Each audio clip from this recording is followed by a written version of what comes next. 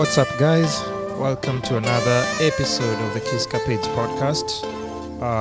I'm your host, the Kiss Bandit. I have a very lovely guest joining me today. I'll let her introduce herself and, we'll take it from there. So tell the people your name and what you do. Okay, so hello. I'm really happy to be here on this amazing podcast. Thank you. My name is Olivia Ambani and I'm a singer-songwriter. That's it. You don't want want to add spice. Okay, we'll talk. We'll talk get about. into that. We'll get into that. We'll get into Just that. short and sweet, and then we can expand. Let's do it. Yeah. Let's do it. So, how did you come across my podcast? Because you left some comments on my YouTube, on Instagram, and I was like, let me just find out what she's doing, and maybe she might end up on the podcast too. And that's what exactly happened. It is. So I discovered it because my sister, who's a Sylvia Jamtai, founder of Dino Jamtai, she had told me about your podcast. And she was like, oh, you should check it out. And so I went to check it out, and I saw one of her fellow food photographers, Jackie Y was on it. Yeah. And so I decided, let me watch the episode. Let me see what the hype is all about. Let me see that. I actually started on Instagram. So I saw the little short videos, and I remember I watched the one that really spoke to me was the one about like social media and followers and like audience, and I just really loved that clip, and I was like, I just loved the conversation and the chemistry. So I decided to like search more, and I watched more, and then I think I commented on it and reposted it on my Insta story.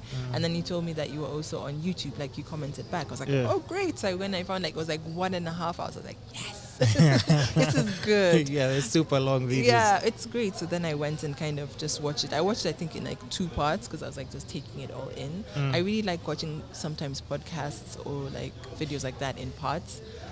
So that's what I did, and then I was like, oh, there are more. So then I kind of decided that we're watching them really slowly. There's a lot. Yeah, but I just enjoyed the conversation. And that's how I discovered. Because the thing is like even when I was starting doing it I think late last year, but I started late last year, but one. Oh, okay. My aim was to have so much content so that when we get to December, I know that some people will be chilling in the house. They just don't want to go anywhere, and they need stuff to watch and connect to from different parts of Nairobi. Different people were coming in, different stories, and exactly that's what happened. Because December, a lot of people really started. Oh, that's when you saw the interaction was. Busy? It got really busy. That's brilliant. And just feedback. Because at times you just want feedback. Yes. Like when you refresh and you just like, oh man, these views.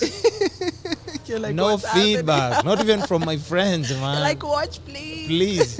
So, and I just realized, like, even midway, I just didn't want to pressure anyone. I just wanted people authentically to just come to there.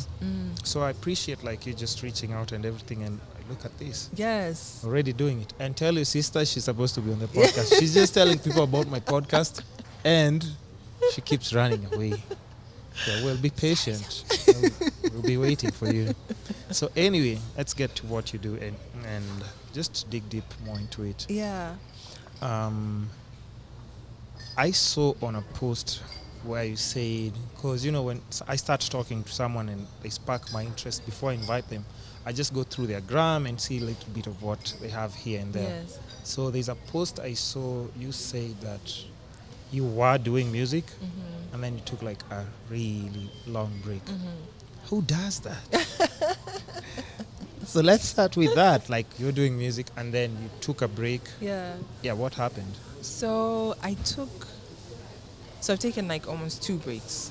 So the first one was I'd been trying to like work on my music when I was at university and going to talent shows, writing my own stuff, going in studio. And I did that for a couple of years, and then I came back and I was trying again, still with music, and then I got to a point where I just kind of stopped. I just felt I wasn't getting where I wanted. In my mind at that point in time, I thought, okay, you know what, I need to get signed or I need to get discovered. That was kind of my focus, get discovered. In Kenya or? And stuff. Well, because I studied, I was lucky enough to study in UK for my university. So I had tried like shows there, talent shows, getting in studio, looking for ads. Sometimes like some people like advertise, like they're looking for singers. I tried that. So, and then it just kind of didn't pan out. And you'd think the opportunities in UK, They are there, but I think hindsight now, I realize that my journey was just supposed to be a bit different.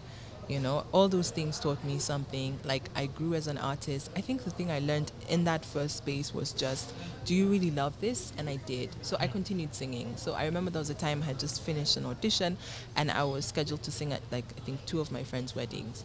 And I was crushed. But then I was like, but I need to still perform at the wedding. So whether You're crushed? What do you mean? I was crushed in terms of, like, I'd gone for this audition, I didn't get through. Like you're just not in the space. Yeah, just not in the space, and then you start to doubt yourself because sometimes you want validation from other people to be like, hey, you're good. I stopped. I stopped seeking that. Yeah, so I got to that point later on. But then at that point, I wasn't there. And then I went and I remember I performed at one of my friends' weddings, and I just loved it. And it really hit me that even though I hadn't gotten the validation I wanted, I started to discover what it means when I like what I do. And then that journey went on. But it didn't mean that I was continually encouraged. Like, there'd be times when I'd feel discouraged. So that was the first time I stopped. Again? Yeah. But we all go through it. So I know what you're talking about. No, it's fine, yeah. Mm-hmm. So then I came back, tried again, and I think a lot of things just kind of weren't working out again. So it just kind of fizzled out, and I was like, get life What together. Are these things that didn't work out? We're not in a rush. We have time. Time is all we have. Time is all mm-hmm. I think once actually I was doing PGVs for a friend, and he had heard like some of my stuff because at the time I put some of my music on MySpace. I don't know how many people remember MySpace. So I had put like 1 or 2 of my songs on MySpace, and I remember his comment was like, no, it's not popular enough. You need to change your style. It needs to be like, it's too old. That was the way he defined it. And I was like, what? And people never at times understand the effect of the things you say especially like your friends. You shouldn't.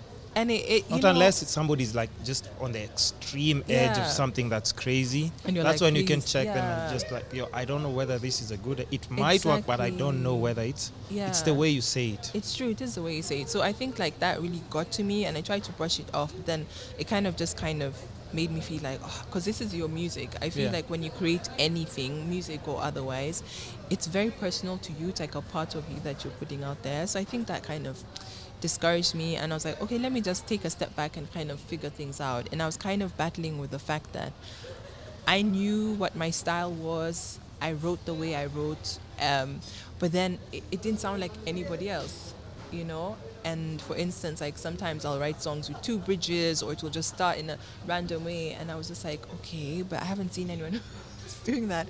So I think actually when I took the break, it was me getting comfortable with myself. Yeah, getting to know yourself. Getting to know myself.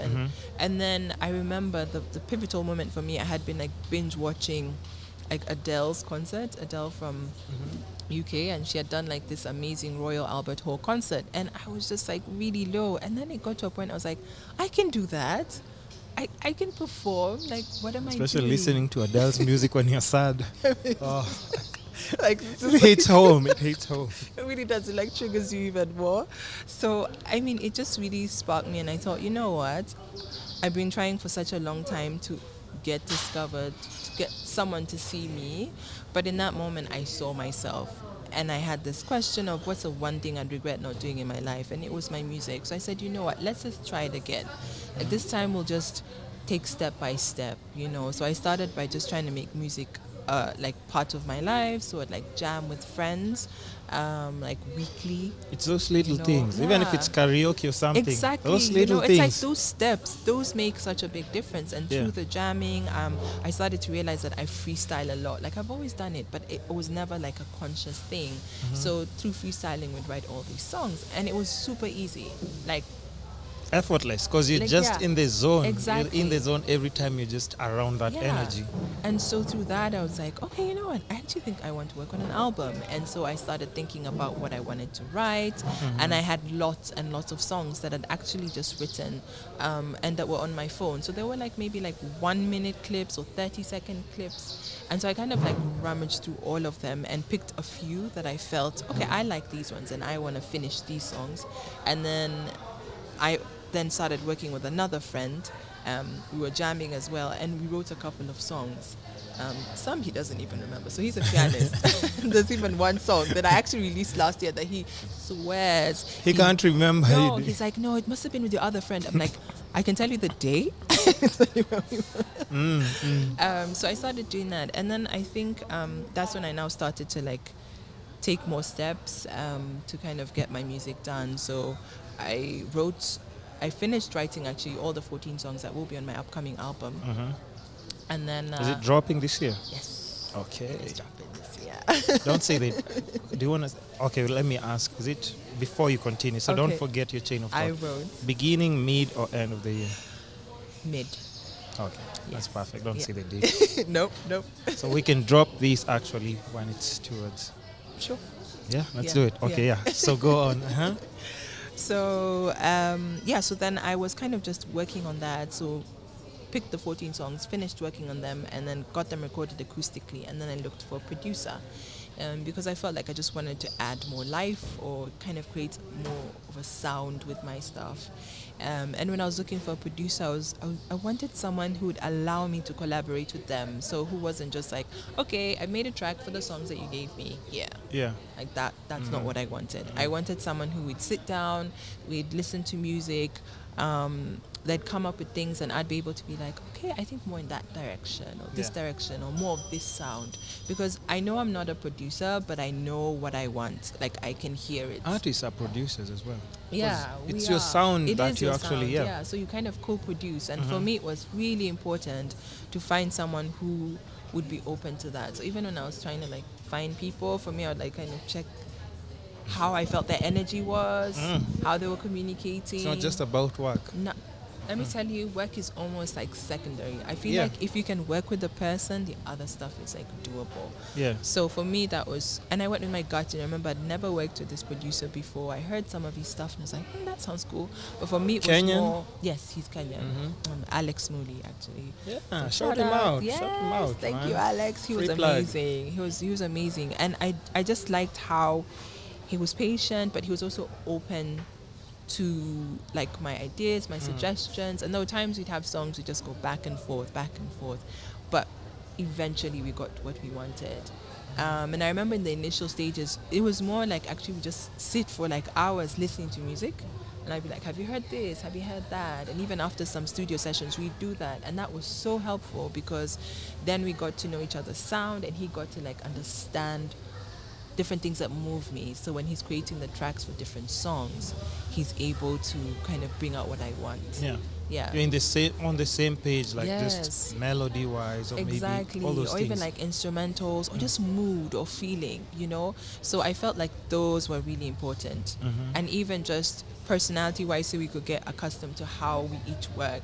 Like if someone's in a bad mood, okay, this is how you adjust. If someone is feeling great, all those things are really important, because we know when you're in studio and you're trying to like hit the note or just to get something, and even if it might it's not affect working, the process. it absolutely does. So you need to be comfortable with the person. So I'm really grateful that I found him, and because he did all 14 songs, and so I'm happy that. Any features or no?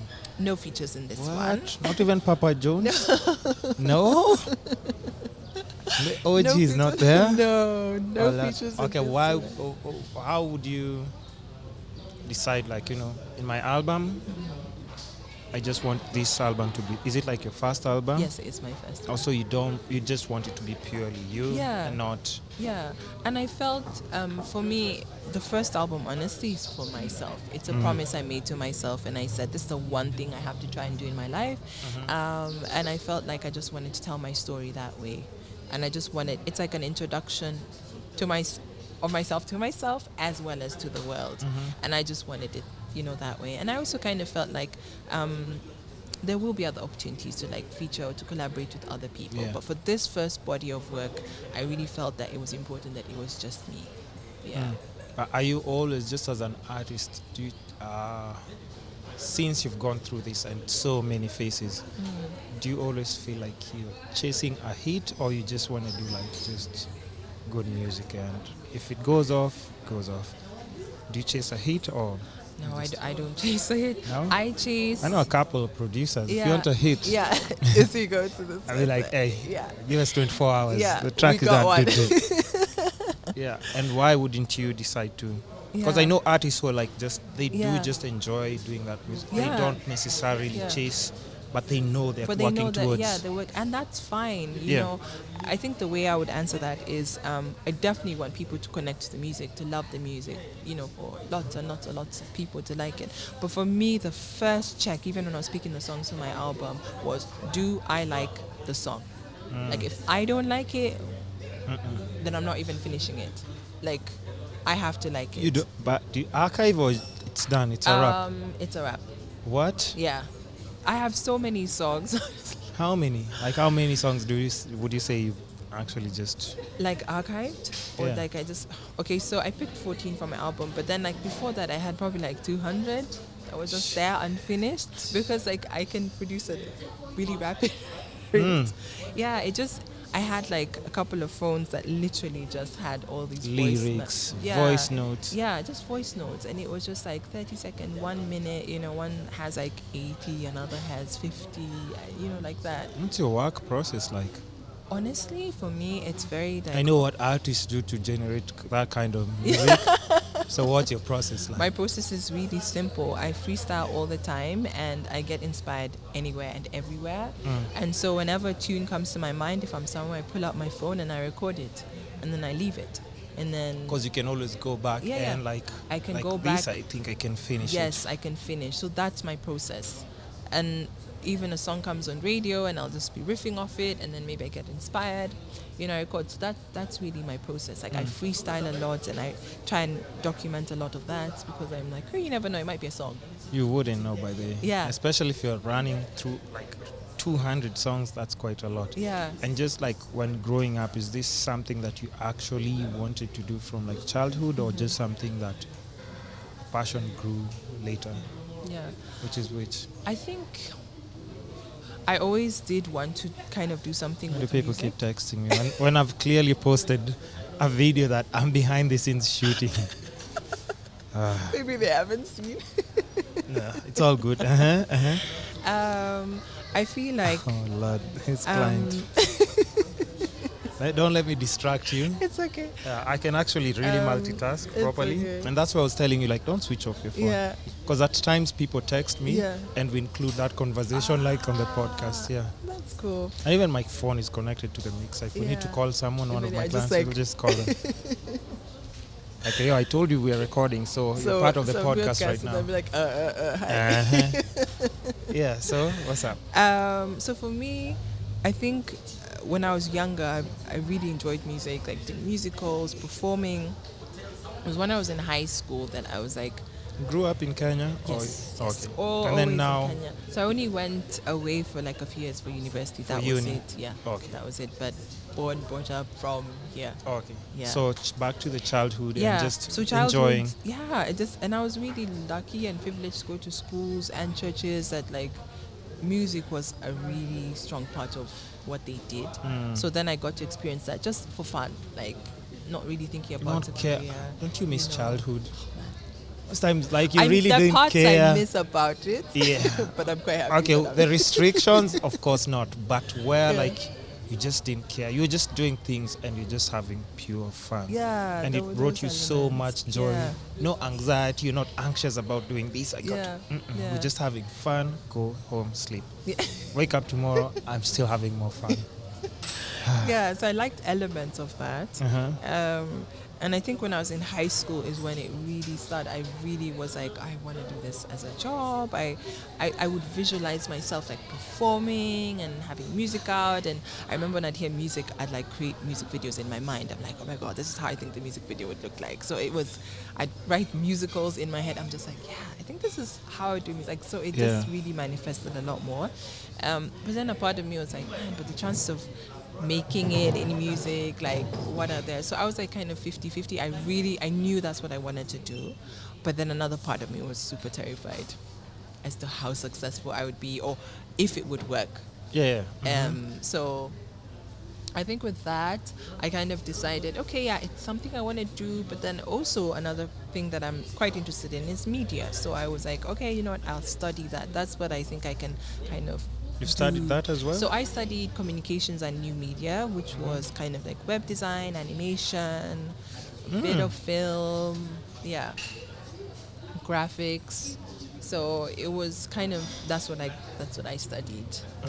So that's what I ended up studying. But music never left. Like that was just super fun, kept on, passionate about it. You just can't stay without. I think some dreams just refuse to die. They're like, we're here. So we pay attention or not, but we're here. Or you either work something around them, but you just make them part of you as well. I think like if you ignore them, there's a way that you could almost self-destruct because I feel dreams are part of who you are.